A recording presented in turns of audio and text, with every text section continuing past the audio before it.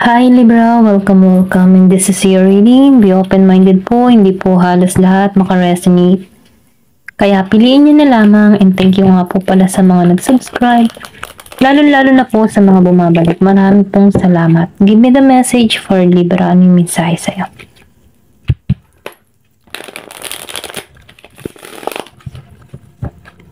Give me the message for Libra.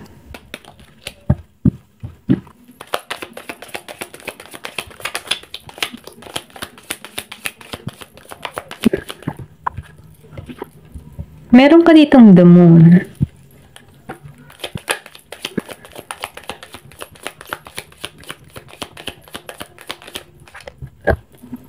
Meron ka ditong strength.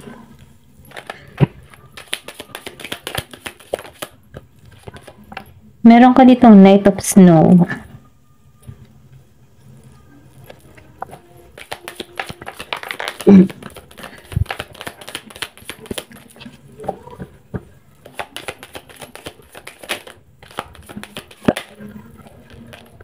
Then, Ten of Snow.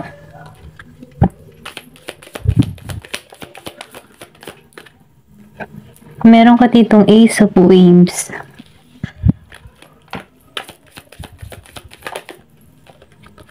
Then, Five of Snow.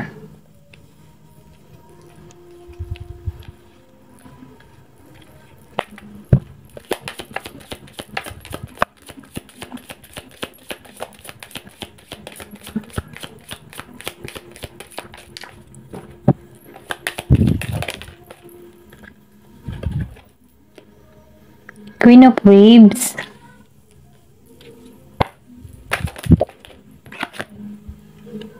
Then, Seven of Wands. Okay. Then, meron dito sa taas ng Page of Waves. Excuse me po.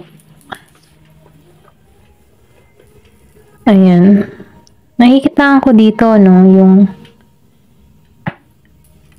tipo na may pagka lalim. Kung meron ka ditong kakonect na malalim na tao, or meron ka ditong nasa LDR situation ka, or malayo sa bawat isa, or pwede rin sabihin meron ka ditong person na andun pa rin yung lalim ng kanyang nadarama sa'yo. Okay, dito sa the moon, meron tong mga nilihim sa'yo na kung saan alam mo yung emotion nito, may pagka-feminine, may pagka-sensitibo tong tao nito.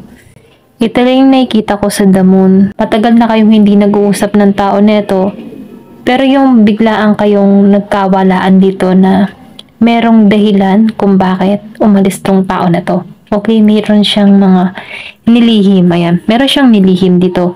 Andun pa rin yung lalim ng kanyang nadarama sa'yo. Okay? Then, nakikita ko rin dito, sundin mo yung intuition mo, sundin mo yung kutob mo, okay? Dahil ginagabayan ka pa rin dito. Ito lang yung nakikita ko. Then, dito, sa the strength, nakikita ko dito na nagigikang matapang. Meron ka mga pinaplano, or pwede rin sabihin na sa pagiging mong tahimik, yun yung tipo na once na tahimik ka, andun yung lakas mo, andun yung tapang mo. Kasi sa pagiging mong tahimik, nakakaisip ka ng mga strategy, or nakakaisip ka ng mga plano, bagong idea na kung saan nakakatulong para sa'yo. Ito lang yung nakikita ko. Meron kang lakas ng loob na tahakin ang landas, or pwede rin sabihin, ikaw yung tipo ng tao na hindi ka takot sumugal. Ito lang yung nakikita ko sa the strength. Then dito sa Knight of Snow, nakikita ko dito na madali kang maka-adapt, or pwede rin sabihin na madali kang makaunay sa ibang kapwa mo, okay? Sa ibang kapwa-tao, madali mo silang masakyan, madali mo makuha yung kanilang kalooban, kasi magaling kang makisama dito sa Knight of Snow. Kumbaga, meron ka dito kakayahan na maging pinuno. Ito lang yung nafe-feel ko dito sa Knight of Snow. Na kung saan hindi ka takot sumugal. Then, yung iba sa inyo, malakas yung sex appeal, malakas yung charisma. Okay? Na kung saan, meron kang mga na-attract na tao. Ito lang na feel ko. Meron kang malinaw din na pag-iisip para rito, okay? Kumbaga, once na ikaw ay may problema, hindi ka rin masyadong maisip. Ito lang yung nakikita ko. Yung iba sa inyo, no, hindi maisip. Kumbaga, chill-chill ka lang. Ganun. Ganun lang yung energy mo dito. Then, dito sa Ten of Snow, kasi, ayan, dito sa Ten of Snow, ikaw yung tipo ng tao na, iba yung pananaw mo sa buhay eh. Pwede rin sabihin na, no, nahihirapan yung iba makisabay sa'yo kasi iba yung iyong patakaran sa buhay mo. Ito lang nakikita ko. Na kung saan nalalampasan mo yung mga pagsubok na kinaharap mo dahil sa larangan ng iyong pag-iisip kung paano mo to inihahandle yung sitwasyon na meron ka. Kasi iba nga yung pananaw mo dito eh. Ito lang nakikita ko. Then dito nakikita ko dito na marami kang karunungan, marami kang na-achieve sa iyong buhay na kung saan kung bakit ka nagiging matatag para rito. Ito lang yung nakikita ko. Yung iba sa inyo, no, hindi halos lahat. Then yung iba sinasabihan dito, no, na meron ditong healing na nagaganap dun sa iba, okay, sa Ace of Waves. Nakikita ko rin dito yung bagong oportunidad na parating sa'yo. Kumbaga, ibibigay ito sa'yo. Okay, ito lang nakikita ko. Uulanin ka ng mga blessing na kung saan bagong oportunidad na i-open para sa'yo. Ito lang nakikita ko sa Ace of Waves. Kumbaga, no, dito yung positibong pananaw. Kumbaga, yung energy dito, ma-attract mo. Kumbaga, kung lagi kang positibo, ito yung ma-attract mo para rito sa Ace of Waves. Kasi ibibigay ito sa'yo. Then dito, no, sa Five of Snow, nakikita ko dito, no, na andun ka na sa moment, yung iba sa inyo, na nalampasan na. Kumbaga, andun ka na sa moment sa bagong simula, new beginning, new start. Meron kang mga dinidevelop para sa iyong sarili. Nalampasan mo to, mga pagsubok na kinaharap mo in the past.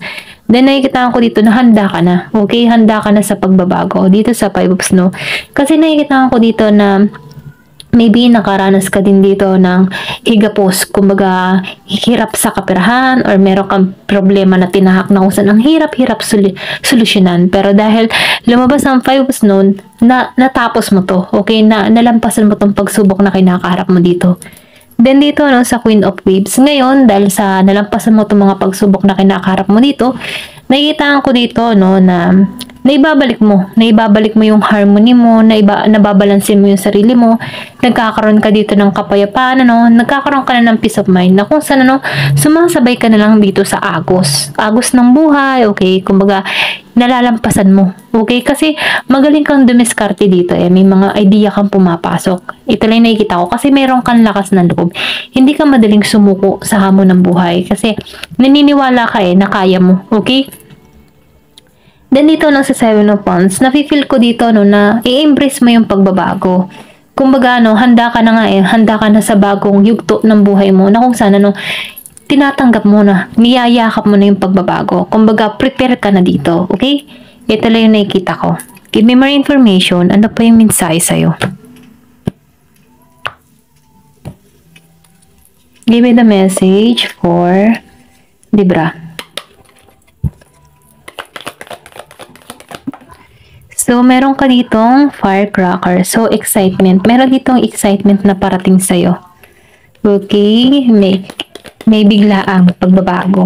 Handa ka na kasi sa pagbabago dito. Ito lang nakikita ko. Then, jug. So, meron ka ditong magiging ka ng malaya sa sitwasyon mo.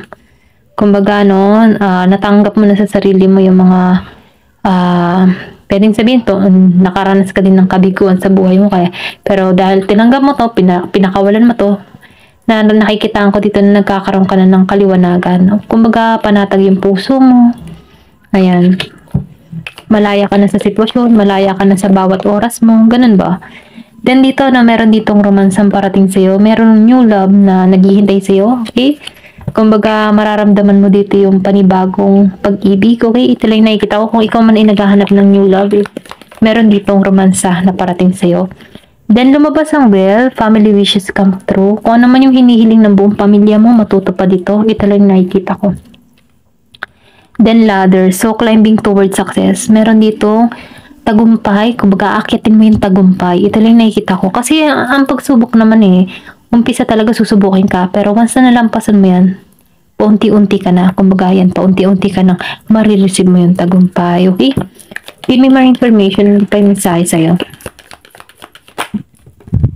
Meron ka ditong happiness. Ayan yung naghihintay sa'yo, kaligayahan, excitement, event, happiness.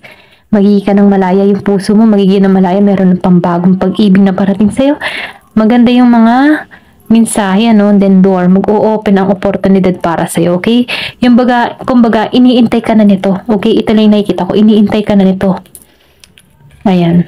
Meron ditong magbubukas na opportunity, pwedeng sa pag-ibig, sa trabaho, travel, environment, paglipat, okay? Maraming posibilidad na oportunidad ang parating sa'yo. Kumbaga, iniintay ka na nito. Give me more information. Then, meron din ditong dark man. So, meron dito nagkaka-interest sa yung maitim na lalaki. Ayan. Dark ang complexion niya at tambok niya itim. Okay? Meron ditong love, new love. Then, money will coming to you. Ang pera'y parating sa'yo. Strong emotion, passionate love or hate. Kumbaga, nafe-feel ko dito sa fire. Pwede rin sabihin yung mararamdaman mo dito, yung magtatalo yung puso't isipan mo para rito sa tao na to. Ito lang nakikita ko. Meron tong malakas na impact or malakas yung attraction mo dito, no? Na kung saan, mararamdaman mo yung love mo siya, pero hate mo din siya. Okay? Yung tipong handa, hindi ka maybe handa dito sa parating nito, pero ayaw mo muna, pero nagugustuhan mo din tong tao na to. Okay? Ito lang yung mensahe sa'yo. Tingnan pa natin. Give me more information. Then, meron ditong perang parating sa'yo.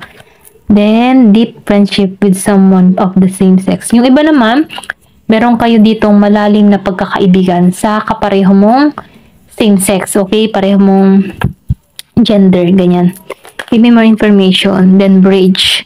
Successfully overcoming a problem. Yan, tagumpay na yung naghihintay sa'yo na overcome mo ng lahat ng mga problema mo at ito na yung naghihintay sa'yo. Happiness, tagumpay, excitement, new love, wishing come true, and money. Ayan, ito na yung naghihintay sa'yo. Magbubukas ang oportunidad. Ayan, hanggang dito na lamang po. Thank you for watching and love and peace.